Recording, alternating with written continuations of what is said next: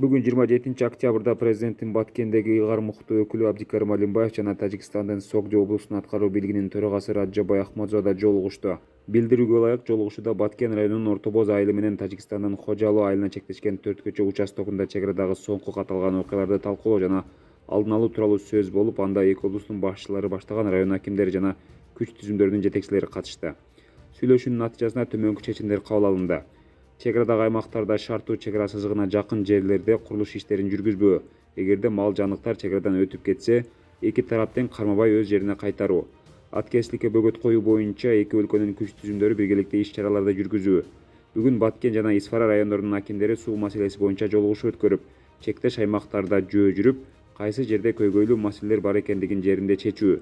Жыйындын алкагында эки облустун башчылары тең эки тараптын күч структураларынын жетекчилерине өз ара сүйлөшүү, макулдашуу боюнча убакыт бөлүп беришти деп айтылат маалыматта.